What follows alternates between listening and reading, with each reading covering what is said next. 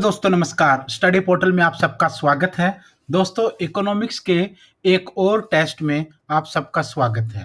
पूरे इंडिया में हम लोग स्टडी मटेरियल भेजते हैं कोरियर के माध्यम से। DSSB, KVS, NVS, CTET, UPTET, super TET, UGC NET, civil service, state PCS या यूपीएससी या एनडीए डिफेंस, सबके नोट्स हमारे पास अवेलेबल होंगे। बाई कोरियर आपको भेज दिए जाएंगे। इस नंबर पर 8447410108 इस नंबर पर कॉल करके या व्हाट्सएप पर बात करके आप ऑर्डर कर सकते हैं। तो आइए इकोनॉमिक्स के एक और टेस्ट में आप लोगों को हम मिले हैं और इसमें जितने भी क्वेश्चन इंपॉर्टेंट हैं वो सारे हम यहाँ डिस्कस करने की कोशिश करेंगे, क्योंकि चाहे वो टीचिंग एग्जाम्स हो, चाहे वो दूसरे कंपटीशन एग्जाम हो, इकोनॉमिक्स के क्वेश्चन हर जगह पूछे जाते हैं। तो इसमें कौन से क्वेश्चन हैं? क्वेश्चन नंबर 1 देखिए, राजस्व का अर्थ होता है। राजस्व क्या होता है? राजस्व का क्या मतलब होता है? राजस्व का अर्थ है सार्वजनिक वित्त, एक ऐसा पैसा जो सबके कलेक्शन सबसे कलेक्ट होता है और आमतौर पर उसको सार्वजनिक भलाई के लिए खर्च करना होता है। क्योंकि राज्य से जो टैक्स मिलता है वो उसमें अलग अलग प्रकार के टैक्सेस हो सकते हैं, किसी देशों में कम होंगे, किसी में ज़्यादा होंगे, लेकिन राजस्व जो है वो संस्थागत नहीं होता है, निजी नहीं होता है, वो एक ऐसा पैसा होता है जो सार्वजनिक हित में लगना होता है। क्वेश्चन नंबर दो देखिए, दूसरा क्वेश्चन है, भविष्य संबंधी आवश्यकताओं पर अधिक ध्यान दिया जाता है। भविष्य संबंधी आवश्यकताओं पर अधिक ध्यान दिया जाता है। ऐसी स्थिति में क्या होगा आंसर? व्यक्तिगत वित्त में, राजस्व में, सार्वजनिक में या फिर किसके अंदर?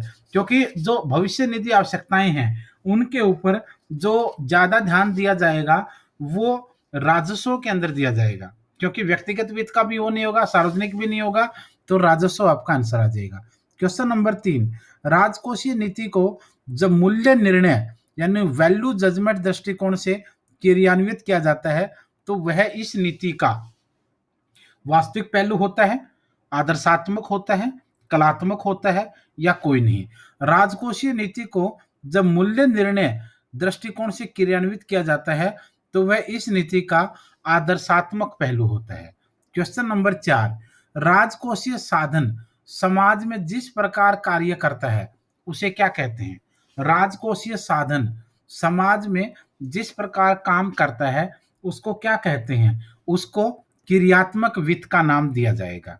क्वेश्चन नंबर 5, राजस्व की सर्वोत्तम प्रणाली वह है जो अपने कार्यों द्वारा अधिकतम सामाजिक लाभ को प्राप्त कर सकती है। यानी राजस्व की सर्वोत्तम प्रणाली वह है जो अपने कार्यों द्वारा अधिकतम सामाजिक लाभ को प्राप्त कर सकती है।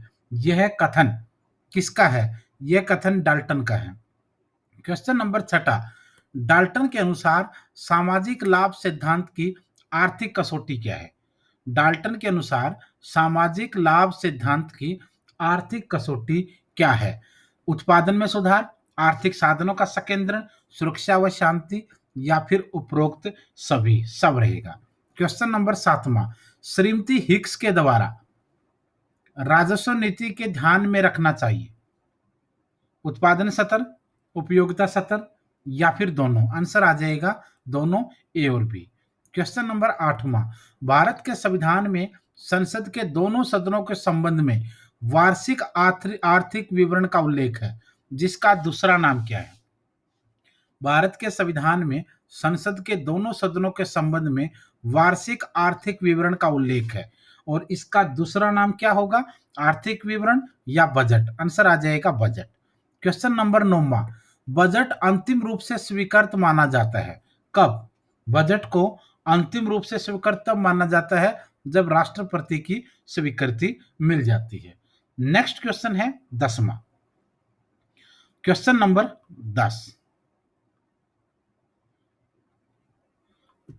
10, राजस्व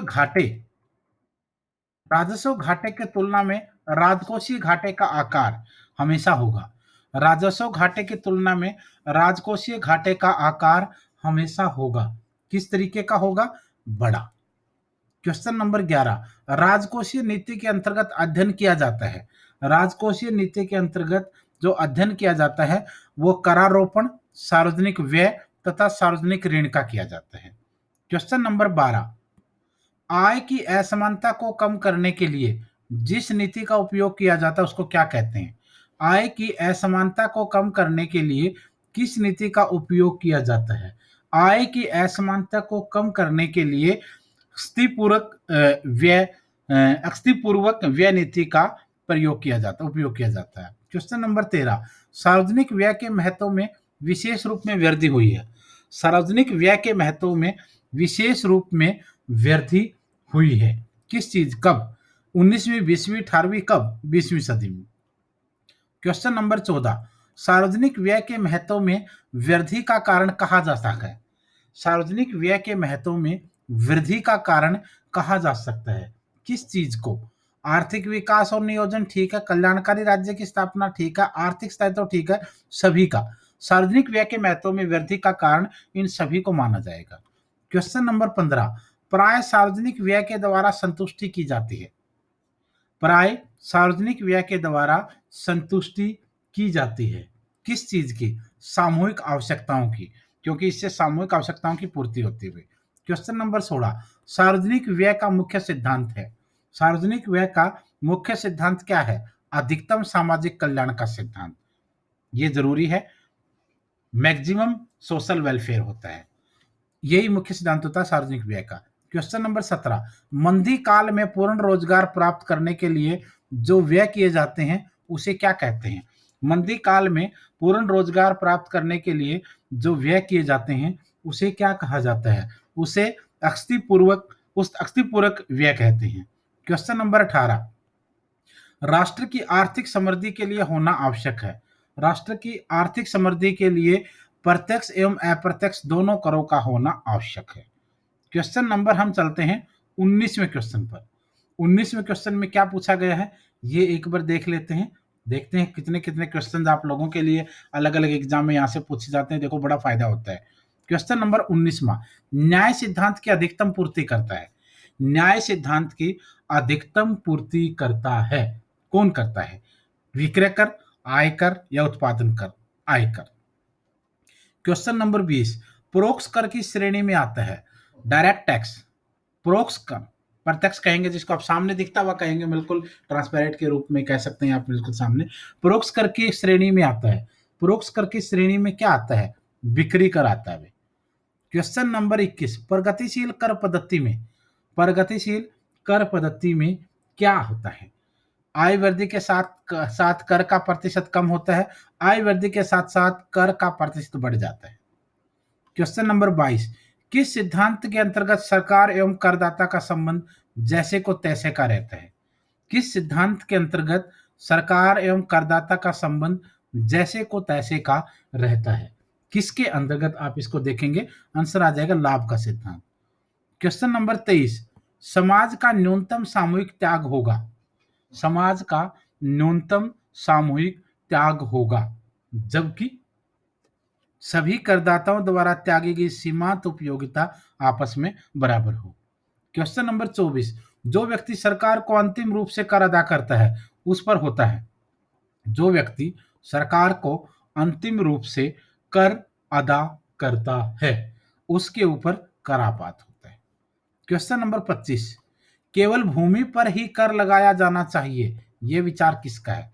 केवल भूमि के ऊपर ही कर लगाया जाना चाहिए, यह विचार किसका है? यह विचार करापात के सकेंद्रन सिद्धांत में है। क्वेश्चन नंबर 26, करदान क्षमता बढ़ जाएगी यदि, करदान क्षमता बढ़ जाएगी यदि देश की प्रति व्यक्ति आय बढ़ जाए, ठीक है, राष्ट्रीय आय बढ़ जाए, सार्वजनिक व्यय की प्रकृति बढ़ जाए। देखो प्रति व्यक्ति आय बढ़ेगी और सार्वजनिक व्यय करने की प्रकृति उत्पाद की होगी, तभी कराधान क्षमता बढ़ेगी। ए और सी होगा, यानी डी आंसर आ जाएगा। क्वेश्चन नंबर 27, अर्ध विकसित देश में राजकोषीय नीति का उद्देश्य क्या है? अर्ध विकसित देश में राजकोषीय नीति का उद्देश्य आपको बताना है। आंसर है आर्थिक विकास की दर को बढ़ाना, ठीक है, आर्थिक असमानता को दूर करना, ठीक है, पूर्ण रोजगार प्राप्त करना, all of the above, D आएगा। क्वेश्चन नंबर 27 के बाद चलते हैं हम 28वें क्वेश्चन की तरफ। 28वां क्वेश्चन, राजकोषीय नीति के अंतर्गत अतिरिक्त साधनों को प्राप्त किया जा सकता है।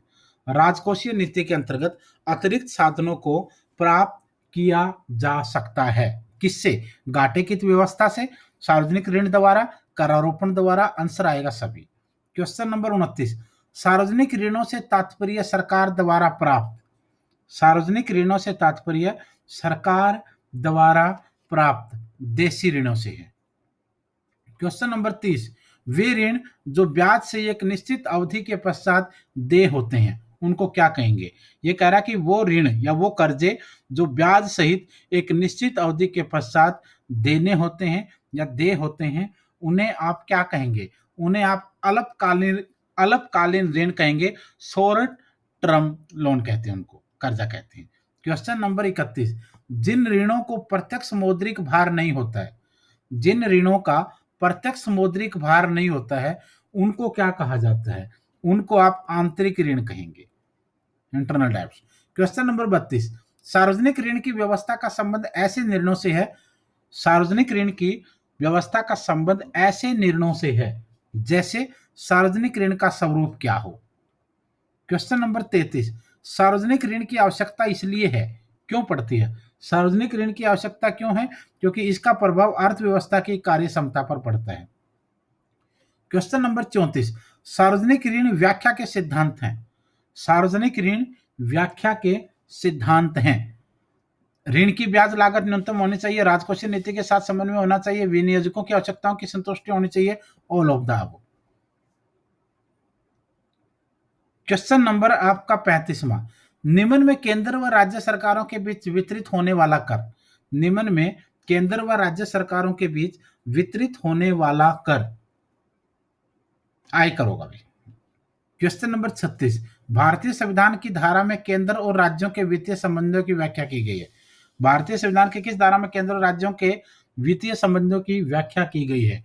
किस धारा में? 268 से 300 तक में। क्वेश्चन नंबर 37, केंद्रीय सरकार के कर आय के साधन नीचे लिखे हैं, उनको कुल आय में अंशदान के आधार पर अवरोही क्रम में रखते हुए नीचे दिए गए कूट में से सही उत्तर आपको चुनना है। उत्पादन कर, लाभांश कर, तट कर, निगम कर, ठीक है भाई, जैसा है वैसे ही रहेगा, चेंज नहीं होगा। क्वेश्चन नंबर नेक्स्ट क्वेश्चन देखते हैं एक बार, उसके बाद हम आंसर पे पहुंचेंगे। नेक्स्ट क्वेश्चन है आपका 38वां, 38। क्वेश्चन नंबर 38वां, 38, हीनार्थ प्रबंधन की नीति की इसलिए आलोचना की जाती है, हीनार्थ प्रबंधन की नीति की इसलिए आलोचना की जाती है, क्यों की जाती है? क्योंकि उसमें मुद्रास्फीति को बढ़ावा देती है। क्वेश्चन नंबर 39, लोक व्यय के संबंध में फिंडले सिराज द्वारा दिए गए निम्नलिखित नियमों में से कौन सा नियम सम्मिलित नहीं है? कौन सा नियम सम्मिलित नहीं है? लोच का सिद्धांत। क्वेश्चन नंबर 40, राजकोषीय घाटे की वित्तीय व्यवस्था होती है, राजकोषीय घाटे की वित्तीय व्यवस्था क्या हो? केंद्रीय बैंक से उधार लेना, घरेलू ऋण उगाही करना, विदेशी ऋणों द्वारा, ये सभी, ऑल ऑफ द अबव आपका आंसर आ जाएगा। क्वेश्चन नंबर फिर चलते हैं हम लोग 41 के ऊपर।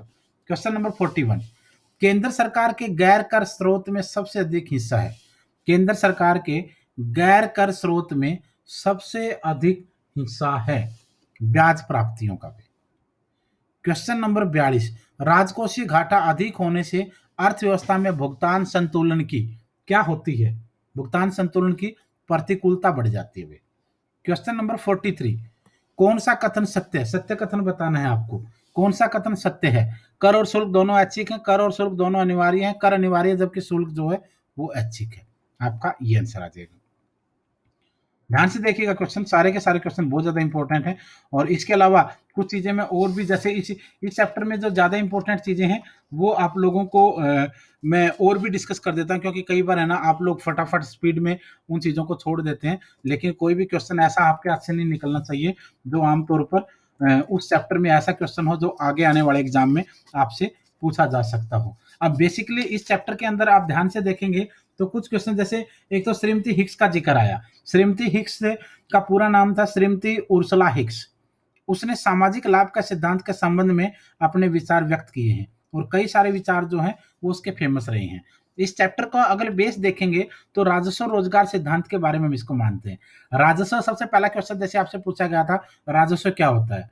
राजस्व वह विज्ञान व कला है जो सार्वजनिक आय, व्यय, ऋण तथा वित्तीय शासन के मूल सिद्धांतों का और अन्य संबंधित क्रियाओं का समाज और आर्थिक व्यवस्था पर प्रतिक्रियाओं का अध्ययन करता है। डॉक्टर डाल्टन और बेस्टेबल, फिंडले सिराज, श्रीमती हिक्स और प्रोफेसर जेके मेहता और रिचर्ड मसग्रेव, ये सारे विचारक इसके बारे में उन्होंने अपने कथन दिए हैं।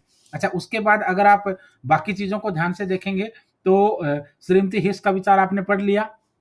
कई बार वर्ड यूज होता है सार्वजनिक ऋण, जैसे यहां लिखा हुआ है सार्वजनिक ऋण। सार्वजनिक ऋण की अगर बात करें, सार्वजनिक ऋण राज्य द्वारा आय प्राप्त करने का एक साधन है, याद रखना।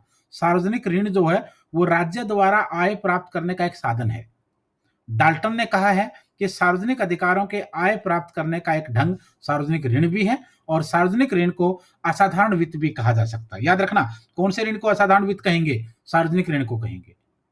उसके बाद महत्व बहुत ज्यादा है। शत्रुओं से देश की रक्षा होती है, उत्पादन कार्यों के उत्पादन के संपादन के लिए फायदा होता है, प्राकृतिक विपदाओं से समाज की रक्षा इसके द्वारा होती है। ये बहुत सी चीजें आएंगी आपके। सार्वजनिक उपक्रमों और सार्वजनिक कार्यों के लिए यूज होता है, समाजवादी समाज की स्थापना के लिए यूज होता है, लोक कल्याणकारी कार्यों के लिए यूज होता है। इसके तो बहुत सारे का सारा स्ट्रक्चर ही देश का इसके ऊपर टिका होता है, तो इसको हल्के में लेने की जरूरत नहीं है भाई। प्रभाव की बात करेंगे तो बहुत से प्रभाव भी होते हैं सार्वजनिक ऋण के। अच्छा, कई बार आता है फिलिप टेलर। फिलिप टेलर एक ये वर्ड यूज होता है, ये भी आप लोग याद रखना।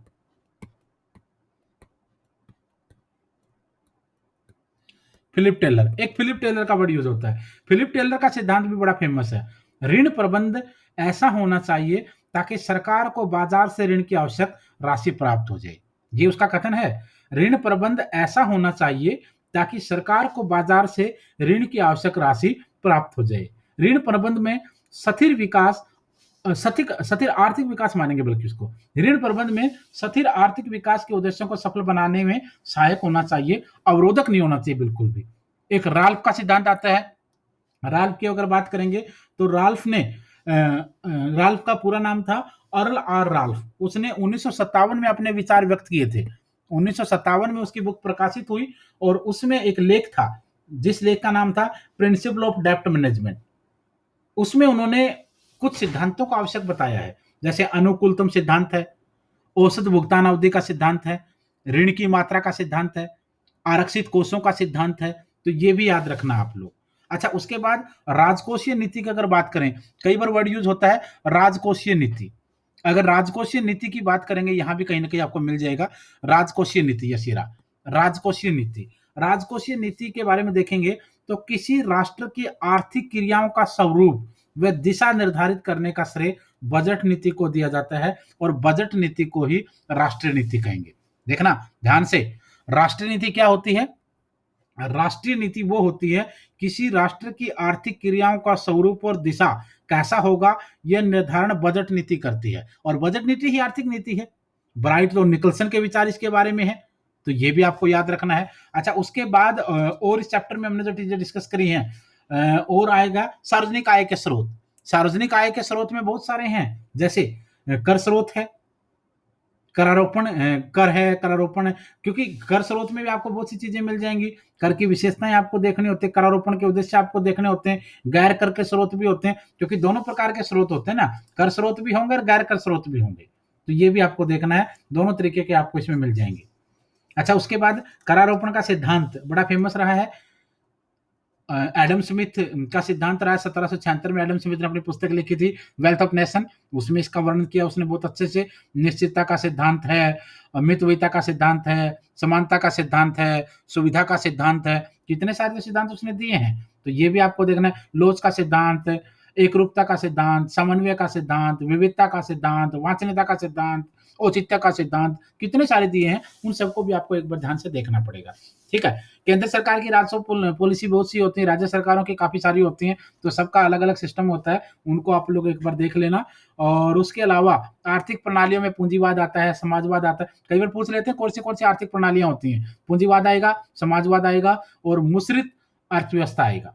तीनों देखना है, पूंजीवाद अलग है, समाजवाद अलग है, और मिश्रित अर्थव्यवस्था की विशेषताएं अपने आप में अलग होती हैं। तो ये तीनों भी आपको देख लेनी है। तो ये कुछ क्वेश्चन थे जो इसमें आने थे आपके, चैप्टर भी डिस्कस करना था, क्वेश्चन भी डिस्कस करने थे और इकोनॉमिक्स के बहुत सारे लेक्चर अपलोड हो चुके हैं, इस टाइप के हो रहे हैं, ज्योग्राफी के हो रहे हैं, हिस्ट्री के हो रहे हैं, पॉलिटी के हो रहे हैं, सीडीपी के हो रहे हैं और Hindi, English, reasoning, math, computer वो तो आ ही चुका है चैनल पर। तो सारी की सारी वीडियोस देखा कीजिए, चैनल को सब्सक्राइब कर लीजिए, बेल आइकन को प्रेस कर लीजिए, दोस्तों के साथ वीडियो को शेयर कर दीजिए और नोट्स ऑर्डर करना है तो हमारे व्हाट्सएप नंबर पे कॉन्टैक्ट कर सकते हैं। ये हमारा व्हाट्सएप नंबर है 8447410108।